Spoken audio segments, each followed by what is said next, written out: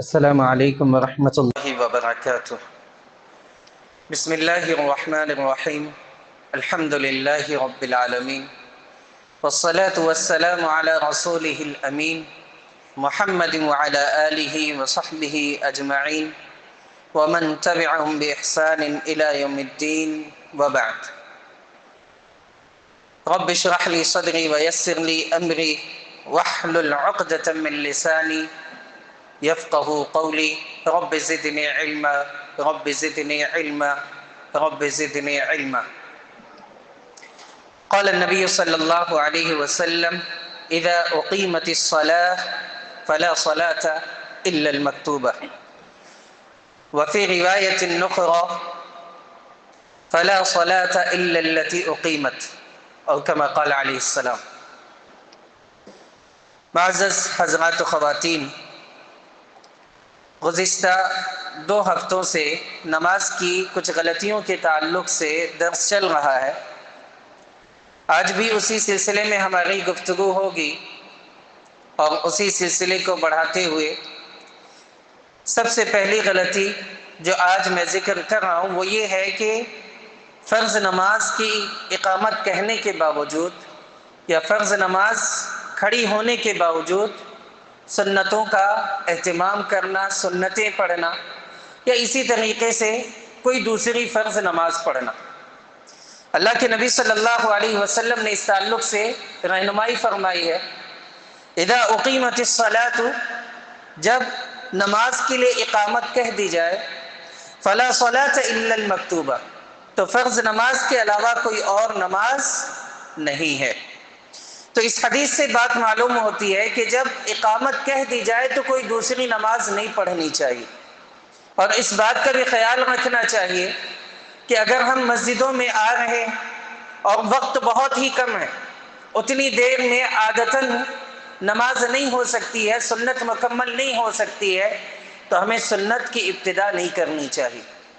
جیسے 1 منٹ باقی ہے، 1 منٹ میں 2 رکعت پڑھنا بہت ممکن ہی نہیں ہے، یا تو آپ نماز بہت جلدی پڑھ لیں تو الگ مسئلہ ہے، اور وہ نماز جو آپ جلدی پڑھ رہے ہیں اس نماز کا فائدہ نہیں ہوگا، ثواب نہیں ملے گا آپ کو۔ اسی طریقے سے دوسری روایت میں جو الفاظ ہیں فلا صلاة الا التي اقیمت، غالباً امام طحاوی رحمۃ اللہ علیہ نے اس کو اپنی کتاب میں ذکر کیا ہے، اور اس کا ترجمہ سیدھا سادہ یہ ہے کہ جس نماز کی اقامت کہہ دی جائے وہی نماز جائز ہے۔ تو جس نماز کی اقامت کہہ دی جائے وہی نماز آپ کو پڑھنی۔ یہ پہلی غلطی۔ دوسری غلطی، عام طور سے کچھ لوگوں کو دیکھا جاتا ہے کہ جب وہ اقامت کہتے ہیں تو اقامت کہتے وقت اشہد ان لا الہ الا اللہ جب کہتے ہیں یا لا الہ الا اللہ جب کہتے ہیں تو آسمان کی طرف انگلی سے اشارہ کرتے، تو یہ بھی ایک غلطی ہے۔ اس طرح کا کوئی ثبوت کسی حدیث میں نہیں ملتا۔ جن لوگوں نے اس طرح کی بات کہی ہے انہوں نے تشہد پہ قیاس کیا ہے کہ تشہد میں اشارہ کرتے ہیں تو اسی کو دلیل مانتے ہوئے، لیکن علماء کرام نے ذکر کیا ہے کہ ان کا یہ استدلال کرنا، دلیل پکڑنا، یہ درست نہیں ہے۔ اسی طریقے سے کچھ لوگ جب نماز پڑھتے ہیں، نماز پڑھنے کے دوران اگر ان کا وضو ٹوٹ جاتا ہے تو ایسی صورت میں وہ سلام پھیر کر کے تب جاتے ہیں۔ سلام پھیرنے کا مطلب وضو ٹوٹ گیا، دائیں جانب سلام پھیرا، بائیں جانب سلام پھیرا، اور اس کے بعد جا کر کے وضو بناتے۔ یہ طریقہ بھی درست نہیں ہے۔ اس کے تعلق سے علی بن طلق رضی اللہ تعالیٰ عنہ کی حدیث ہے، اللہ کے نبی صلی اللہ علیہ وسلم نے فرمایا: اذا فسا احدکم فی الصلاۃ، جب نماز میں کسی کی ہوا خارج ہو جائے، فلینصرف، تو وہ چلا جائے، واپس لوٹ جائے، فلیتوضا، اور وضو بنائے، ولیعد الصلاۃ، اور نماز کا اعادہ کرے۔ تو اس حدیث کی روشنی میں یہ بات معلوم ہوتی ہے اگر کسی کا وضو ٹوٹ جائے تو ایسی صورت میں وہ واپس پلٹ جائے، اس میں یہ تذکرہ نہیں ہے سلام پھیر کر کے جائے، تو سلام پھیر کر کے جانا نہیں۔ ایسے بھی انسان نماز چھوڑ کر کے، نماز ٹوٹ گئی اس کی، سلام پھیرنے کا کوئی سینس بھی نہیں بنتا ہے کہ سلام کیوں پھیرنا ہے، پھر سلام تو اخیر میں ہوتا ہے، تحلیلها التکبیر تحریمها التکبیر و تحلیلها التسلیم. تو نماز سے نکلنے کی چیز کیا ہے؟ سلام. سلام نماز کے اخیر میں پھیرا جاتا ہے. تو اگر کسی کا وضو ٹوٹ گیا تو وضو اگر بنانے کے لیے جانا ہے تو اس کے لیے سلام پھیرنے کی ضرورت نہیں. اسی طریقے سے ایک غلطی بہت اہم یہ ہے کہ کچھ لوگ بچوں کو نماز میں صفوں سے پیچھے کر دیتے. اس میں کوئی شک نہیں کہ امام سے قریب وہ لوگ ہوں جو علم والے ہوں، اس میں کوئی شک نہیں ہے. لیکن اب علم والے ہی پیچھے ہو تو کیا ایسی صورت میں بچوں کو نماز کی صفوں سے نکال دینا چاہیے؟ ایسا کرنے سے بچنا چاہیے، ایسا کرنے سے اجتناب کرنا چاہیے. اور بعض جگہ تو یہ بھی دیکھنے میں آتا ہے کہ بچوں کو ان کی صفیں ہی بالکل الگ کر دیتے ہیں. وہ بیچارے شوق سے آتے ہیں، پہلی صف میں کھڑے ہونے کے لیے آتے ہیں، اور کچھ لوگ ان کو پیچھے پہنچا دیتے ہیں. تو یہ طریقہ بھی درست نہیں. اور اسی ضمن میں ایک بات اور جو کہ بہت بڑی غلطی ہے، بچے ہیں، ظاہر سی بات ہے، بچے اگر شرارت نہیں کریں گے تو کون شرارت کرے گا؟ ہم لوگ تھوڑی کریں گے. بچے ہیں، شرارت کریں گے، ہو سکتا ہے نماز میں کچھ غلط حرکت بھی کر دیں. تو ایسی صورت میں کیا ان کو سب کے سامنے ڈانٹنا چاہیے، ڈپٹنا چاہیے؟ کیا ان کو جو ہے سب کے سامنے بے عزت کرنا چاہیے، ان کو شرمندہ کرنا چاہیے؟ تو ایسا نہیں ہونا چاہیے کہ بچوں کو ہم سب کے سامنے ڈانٹنا شروع کر دیں. یہ والدین کی ذمہ داری ہے کہ اپنے بچوں کو نماز کی تعلیم دے، نماز کے سلسلے میں آداب سکھائیں، نماز کے کیا ایٹیکیٹس ہوتے ہیں وہ ان کو بتائیں. تو اگر بچہ نماز کے دوران کچھ غلط حرکت کر دیتا ہے تو ایسی صورت میں اسے پیار سے سمجھانا چاہیے، تنہائی میں سمجھانا چاہیے. کسی کے سامنے اگر آپ اس کو کچھ غلط کہیں گے، ظاہر سی بات ہے اگلی بار وہ آپ کی مسجد میں آنے سے پہلے سوچے گا. ہو سکتا ہے وہ مسجد سے نفرت دلا دی جائے اس کو. یہاں پہ تو الحمدللہ ثم الحمدللہ، اللہ تعالیٰ مزید ثابت قدمی دے آپ لوگوں کو. یہاں پہ بچوں کی تعداد بھی رہتی ہے، بچے بھی پہلے صفوں میں نماز پڑھتے نظر آتے ہیں، کوئی ان کو پیچھے نہیں کرتا ہے. لیکن دوسرے مساجد میں اگر آپ جائیں گے، دوسرے علاقوں میں جائیں گے تو بچوں کو باقاعدہ صفوں سے نکال دیا جاتا ہے.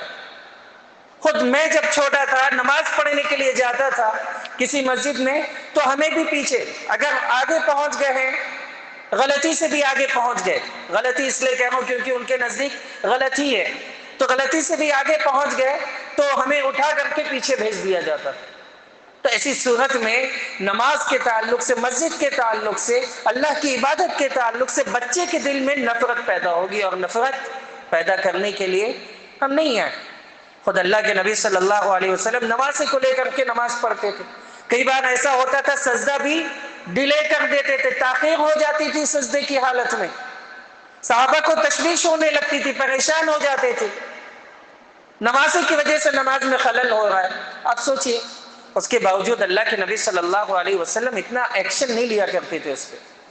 تو اس لیے ہماری اور آپ کی ذمہ داری ہے بچوں کو پیار محبت سے سمجھایا جائے. اگر ان سے غلطی ہو بھی جائے تو پیار محبت سے سمجھایا جائے تاکہ ان کے دلوں میں نفرت کا ماحول نہ پیدا ہو. اسی طریقے سے ایک غلطی یہ بھی ہے کہ صف میں جب کھڑے ہوتے ہیں تو ایک حدیث آتی ہے کہ صف میں اکیلے نماز نہیں پڑھنا چاہیے. تو کچھ لوگ اگلی صف سے وہ کسی انسان کو کھینچ کے، کسی نمازی کو کھینچ کے نماز اپنے ساتھ ملا لیتے ہیں اور پھر نماز پڑھتے. تو یہ طریقہ بھی درست نہیں. وہ اس صورت میں حکم ہے جیسے کہ علماء نے وضاحت کی کہ صف میں اکیلے نماز پڑھنے سے منع کیا گیا. اس صورت میں حکم ہے جب صف آگے مکمل نہیں ہوئی ہے، صف میں جگہ موجود ہے، آپ پھر بھی پیچھے نماز پڑھ رہے ہیں، تنہا نماز پڑھ رہے ہیں، لیکن صف مکمل ہو چکی ہے. تو ایسی صورت میں آپ اگر پہلی صف سے کسی کو کھینچیں گے، ایک تو اس کی نماز میں خلل ہوگا، پھر دوسری حدیث بھی کہ اللہ کے نبی صلی اللہ علیہ وسلم نے فرمایا جو سب کو ملا ہے اللہ اس کو ملا ہے، اور جو سب کو توڑ دے، کاٹ دے، اللہ رب العالمین اس کو کاٹ دے. تو اسی طریقے سے دوسری احادیث بھی اس تعلق سے مروی ہیں جن کا خلاصہ علماء کرام نے یہ ذکر کیا ہے کہ اگر آپ سب مکمل ہو چکی ہے تو آپ تنہا بھی نماز پڑھ سکتے ہیں، اس میں کسی کا آپ کو انتظار کرنے کی بھی ضرورت نہیں. اسی طریقے سے صف ملانے میں آپس میں جب مل کے کھڑے ہوتے ہیں تو اس میں کس چیز کو معیار بنانا چاہیے. تو بہت سارے لوگ پاؤں کی انگلیاں کو ایک دوسرے سے ملاتے ہیں، وہ طریقہ درست نہیں ہے. قدم سے قدم، ٹخنے سے ٹخنا ملانے کا ثبوت آتا ہے، جو کہ آپ احادیث اس کے تعلق سے پہلے درس میں بھی سن چکے ہیں۔ تو ہمیں اور آپ کو کوشش یہ کرنی چاہیے کہ قدم سے قدم، ٹخنے سے ٹخنا ملائیں۔ پاؤں کی انگلیاں اگر ملانے کی کوشش کریں گے تو جیسا کہ علامہ ابن عثیمین رحمۃ اللہ علیہ نے ذکر کیا ہے، سب بندی صحیح انداز میں نہیں ہو سکے گی۔ اسی طریقے سے ایک غلطی یہ بھی ہے کہ کھڑے ہونے کی طاقت رکھنے کے باوجود بیٹھ کر کے نماز پڑھنا۔ اللہ کے نبی صلی اللہ علیہ وسلم نے فرمایا صلی قائما، کہ تم کھڑے ہو کے نماز پڑھو۔ عمران بن حسین رضی اللہ تعالیٰ عنہ کو بیماری تھی، ان سے کہا تھا کھڑے ہو کے نماز پڑھو، فَإِن لَمْ تَسْتَطِعْ فَقَاعِدًا، اگر اس کی طاقت نہ ہو تو ایسی صورت میں بیٹھ کے نماز پڑھو، فَإِن لَمْ تَسْتَطِعْ فَعَلَى جَنبٍ، اور اگر اس کی بھی طاقت نہ ہو تو پہلو کے بل لیٹ کر کے نماز پڑھو۔ تو اس حدیث سے یہ بات معلوم ہوتی، جو ارکان آپ ادا کر سکتے ان کو کرنا چاہیے، اس کے سلسلے میں سستی نہیں کرنی چاہیے۔ پاؤں میں تھوڑی سی تکلیف ہے، بیٹھ کر کے نماز پڑھ لیا۔ اگر کھڑے ہونے کی طاقت رکھتے ہیں تو کھڑے ہو کر کے نماز پڑھنا چاہیے۔ اللہ کے نبی صلی اللہ علیہ وسلم کی حدیث اس کے تعلق سے میں آپ کے سامنے ذکر کر چکا ہوں۔ اسی طریقے سے ایک بہت اہم غلطی یہ ہے کہ امام کے پیچھے لوگ کچھ نہ کچھ پڑھتے رہتے ہیں، خاص طور سے سورۃ الفاتحہ کے علاوہ امام کے پیچھے جو چیز آپ کو پڑھنی ہے جہری نماز میں، جہری نماز کی بات کر رہا ہوں، سری نمازوں میں تو آپ دوسری صورتیں بھی پڑھ سکتے ہیں، جہری نمازوں میں امام کے پیچھے سورۃ الفاتحہ پڑھنا ہی پڑھنا ہے، بلکہ کوئی بھی نماز سورۃ الفاتحہ کے بغیر نہیں ہوتی۔ احادیث اس کے تعلق سے واضح آپ نے سنی بھی ہے، لیکن سورۃ الفاتحہ کے علاوہ کوئی دوسری سورت نہیں پڑھنی چاہیے۔ اس تعلق سے بہت ساری احادیث، میں ایک حدیث آپ کے سامنے ذکر کرتا ہوں جو کہ امام بخاری رحمۃ اللہ علیہ نے اپنی کتاب جزء القراء میں ذکر کیا ہے، اور اس میں یہ حدیث موجود ہے ان الفاظ کے ساتھ۔ اللہ کے نبی صلی اللہ علیہ وسلم نے فرمایا لا يقرأن احدكم اذا جهر بالقراءة الا بأم القرآن، کہ جہری قراءت کے وقت، جہری نماز جب قراءت کی جا رہی ہے، سورۃ الفاتحہ پڑھی جا رہی ہے تو صرف سورۃ الفاتحہ پڑھنا ہے، سورۃ الفاتحہ کے علاوہ تم میں سے کوئی کچھ بھی نہ پڑھے، یہ اللہ کے نبی صلی اللہ علیہ وسلم کی حدیث ہے۔ اس کے علاوہ اللہ کے نبی صلی اللہ علیہ وسلم نے ایک بار نماز پڑھا رہے تھے، آپ کے اوپر قراءت دشوار ہو گئی، اللہ کے نبی صلی اللہ علیہ وسلم نے نماز کے بعد صحابہ سے پوچھا کہ تم لوگ میرے پیچھے کچھ پڑھتے ہو؟ تو اللہ کے نبی صلی اللہ علیہ وسلم کو بتایا ہاں ہم پڑھتے ہیں۔ کہا کہ لا تفعلوا الا بأم القرآن او كما قال علیہ السلام، کہ سورۃ الفاتحہ کے علاوہ کچھ مت پڑھو۔ تو سورۃ الفاتحہ آپ کو پڑھنی ہے، وہ بھی امام کے پیچھے پیچھے آپ پڑھتے جائیں، خاص طور سے الحمدللہ رب العالمین امام صاحب کی جگہ اسی دوران آپ پڑھنے کی کوشش کریں۔ اور سورۃ الفاتحہ کے علاوہ جو دوسری صورتیں آپ کو یاد ہے آپ سنیے، خاموشی سے سنیے، اس کو دہرانے کی ضرورت نہیں ہے، جیسا کہ حدیث میں نے آپ کے سامنے پیش کر دی۔ اسی طریقے سے ایک غلطی یہ ہے کہ لوگ امام سے پہلے آمین کہہ دیتے، اور اس تعلق سے حدیث کیا ہے؟ اللہ کے نبی صلی اللہ علیہ وسلم نے فرمایا اذا امن الامام فامنوا، جب امام آمین کہہ دے تو تم آمین کہو۔ یہاں پہ فا کا لفظ آیا، تو امام کے آمین کہنے کے بعد آمین کہنا، جیسا کہ علماء کرام نے وضاحت کی۔ اسی طریقے سے آپ کی نماز کچھ رکعت چھوٹ گئی ہے، یا مان لیجیے آپ رکوع میں یا آپ سجدے میں آ رہے ہیں، خاص طور سے سجدے کی حالت میں، قیام کی حالت میں، تو بہت سارے لوگ یہ کرتے ہیں کہ امام کی دوبارہ کھڑے ہونے کا انتظار کرتے ہیں صف میں داخل ہونے سے پہلے۔ اس تعلق سے کیا حدیث ہے؟ اللہ کے نبی صلی اللہ علیہ وسلم نے فرمایا اذا اتى احدكم الصلاة، جب تم میں سے کوئی نماز کے لیے آئے، والامام على حال، امام کسی حال میں ہو یا جس حال میں ہو، فليصنع كما يصنع الامام، تو اسے چاہیے کہ جیسا امام کرتا ہے ویسے ہی وہ بھی کرے۔ تو اس سے کیا بات معلوم ہوتی ہے؟ بلکہ ایک دوسرے حدیث بھی اس میں واضح طور پر اللہ کے نبی صلی اللہ علیہ وسلم نے فرمایا کہ اگر امام رکوع کر رہا ہے تو تم بھی رکوع کر لو، اگر امام سجدہ کر رہا ہے تو تم بھی سجدہ کر لو۔ ہاں وہ رکعت شمار نہیں ہوگی، وہ رکعت شمار نہیں ہوگی، اس رکعت کو شمار نہیں کریں گے، لیکن جس حال میں بھی امام کو آپ پائیں اس حال میں امام سے ملنے کی کوشش کرنی چاہیے۔ اور اس کے علاوہ مشہور حدیث بھی ہے کہ جب تم نماز کے لیے آؤ تو جو کچھ تمہیں نماز کا حصہ مل جائے اس کو پڑھ لو، جو کچھ چھوٹ جائے اس کو مکمل کر لو۔ اس کے علاوہ ایک غلطی یہ بھی ہے کہ نماز میں جب جماعت میں داخل ہوتے ہیں اور ہم پیچھے ہوتے ہیں، مان لیجئے امام صاحب رکوع میں ہے تو اب رکوع میں ہے امام صاحب، ہمیں بھی رکوع میں ہی جانا ہے، لیکن بہت سارے لوگ یہ کرتے ہیں کہ تکبیر تحریمہ کے بعد ہاتھ باندھ لیتے ہیں، امام رکوع میں خود ہاتھ باندھتے ہیں۔ ایسا نہیں ہونا چاہیے، کیونکہ نماز میں داخل ہونے کے لیے تکبیر تحریمہ ہے، ہاتھ باندھنا جس کو ہم عام اردو زبان میں کہتے ہیں نیت باندھنا، وہ نہیں ہے۔ امام سجدے کی حالت میں آپ ہاتھ کیوں باندھیں گے؟ آپ تکبیر تحریمہ کہہ کر کے اور اس کے بعد تکبیرۃ الانتقال کر کے، جیسا کہ کچھ علماء نے ذکر کیا، آپ سیدھے نماز کی جو بھی کیفیت ہے امام کی اسی کیفیت میں آپ شامل ہو جائیں۔ تو یہ نماز کے تعلق سے کچھ غلطیاں تھی جو میں نے آپ کے سامنے ذکر کی ہے۔ اس کے علاوہ اور بھی غلطیاں جو ہم اور آپ آئے دن ہو سکتا ہے دیکھتے ہوں، فی الحال مجھے اتنی غلطیاں ملی ہیں جو شاید میں بھی کرتا ہوں، شاید آپ بھی کرتے ہیں، ہو سکتا ہے دوسرے مسلمان بھی کرتے ہیں۔ تو ان غلطیوں سے سبق لینے کی ضرورت ہے، اپنی نماز کو بہتر سے بہتر بنانے کی ضرورت ہے اور یاد رکھنے کی ضرورت ہے۔ صحابہ، جیسا کہ میں نے اس سے پہلے بھی اشارہ کیا تھا کہ صحابہ کرام کیا کیا کرتے تھے، ایک دوسرے کو اپنی نمازیں دکھاتے تھے، اور جو سب سے صحیح نماز پڑھتے تھے وہ بتاتے تھے آؤ میں تمہیں سب سے صحیح طریقہ نماز کا سکھاؤں۔ میری نماز اللہ کے نبی صلی اللہ علیہ وسلم سے زیادہ مشابہ ہے، جس کو ہم عرب کہتے ہیں سملر ہے، زیادہ سملر ہے۔ تو یہ صحابہ کا شوق تھا جو ایک دوسرے کو نماز دکھا رہے، ایک دوسرے کو نماز سکھا رہے اور ایک دوسرے سے آگے بڑھنے کی کوشش کر رہے اور ایک دوسرے سے یہ کہنے کی کوشش کر رہے ہیں کہ میری نماز اللہ کے نبی صلی اللہ علیہ وسلم کی نماز کے زیادہ مشابہ، تو ہمیں بھی اس کی کوشش کرنی چاہیے۔ ہماری نماز ہی درست نہیں تو کیسے ہم کامیاب ہو سکتے ہیں؟ جیسا کہ اس سے پہلے حدیث آ چکی اور اللہ کے نبی صلی اللہ علیہ وسلم نے فرمایا صلو کما رأیتمونی اصلی۔ یہ حدیث بھی ہم بارہا سنتے کہ نماز اسی طرح پڑھنی ہے جس طرح سے حدیث میں منقول ہے، جس طرح سے اللہ کے نبی صلی اللہ علیہ وسلم نے نماز پڑھی۔ اب ظاہر سے بات ہے نماز کا وہ طریقہ جو اللہ کے نبی صلی اللہ علیہ وسلم کا نہیں ہے، اگر ہم کرتے ہیں قیامت کے دن جب اللہ کے نبی صلی اللہ علیہ وسلم کی مہر نہیں ہوگی، اللہ کے نبی صلی اللہ علیہ وسلم کی اسٹیمپنگ نہیں ہوگی، وہ نماز کیسے قابل قبول ہوگی؟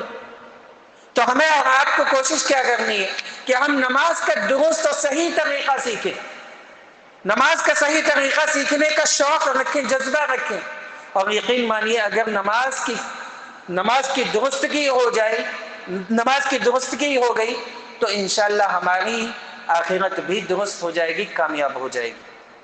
تو آج سے یہ عہد کریں کہ جو غلطیاں ہم کرتے ہیں، جو خطائیں ہم کرتے ہیں، ان خطاؤں سے ہم سیکھنے کی کوشش کریں گے اور علماء کرام سے ان خطاؤں کے بارے میں پوچھنے کی کوشش کریں گے۔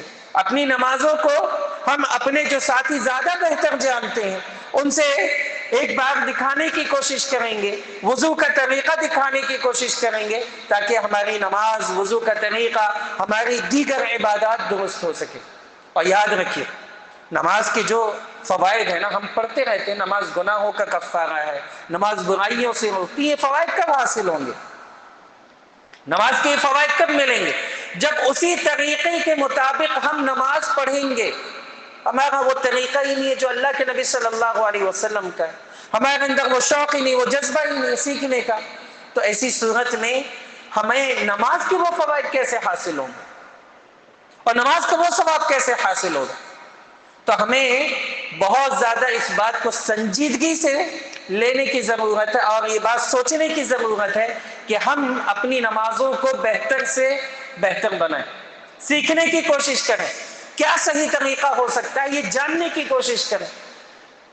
خاص طور سے اگر آپ کسی عالم دین کو دیکھ رہے ہیں کہ نہیں میں ایسا کرتا ہوں، عالم دین ویسا کرتا ہے، آپ پوچھ سکتے ہیں ان سے آپ ایسا کر رہے ہیں، ایسا کچھ حدیث میں آیا کیا؟ میں تو ایسا کرتا ہوں، اور یہ میرے ساتھ بھی ہوا ہے کئی بار، میں اس سے پہلے بھی یہ بات ذکر کر چکا ہوں۔ ہم نے جو بچپن میں سیکھا، جو دعائیں یاد کی، ہم نے سن کے یاد کی، دیکھ کے نہیں یاد کی ہیں۔ دیکھ کے یاد کریں گے غلطیاں کم، لیکن ہم چھوٹے ہوتے تھے 3 سال کے 4 سال کے 5 سال کے 6 سال کے 7 سال کے، پڑھنا لکھنا اتنا نہیں آتا ہے تو بھی ہم دعائیں اپنے ماں باپ سے، اپنے اساتذہ سے، اپنے جو محلے کے امام ہیں ان سے سیکھنے کی کوشش کرتے، تو سن سن کے یاد کرتے. تو ہمیں بہت ساری چیزیں سننے میں غلط لگتی ہیں کہ نہیں؟ ہم غلط سن سکتے ہیں، غلط یاد کر سکتے ہیں. تو وقت ہے کہ ان کی تصحیح کی جائے، ان کی اصلاح کی جائے. اخیر میں رب کریم سے یہی دعا ہے کہ رب کریم جو باتیں میں نے کہی ہیں صحیح ہیں تو ان پر ہمیں عمل کرنے کی توفیق عطا فرما. الہ العالمین اگر دوران درس کچھ غلط بات زبان سے نکل گئی ہے، الہ العالمین مجھے معاف فرما. الہ العالمین جب تک زندہ رکھ اللہ کے نبی صلی اللہ علیہ وسلم کے طریقے کے مطابق عبادت کرنے کی توفیق عطا فرما. الہ العالمین جب ہمارا خاتمہ ہو خاتمہ بالخیر ہو. آمین. وآخر دعوانا ان الحمد للہ رب العالمین. سبحانک اللہم وبحمدک اشہد ان لا الہ الا انت استغفرک واتوب الیک. والسلام علیکم ورحمۃ اللہ وبرکاتہ.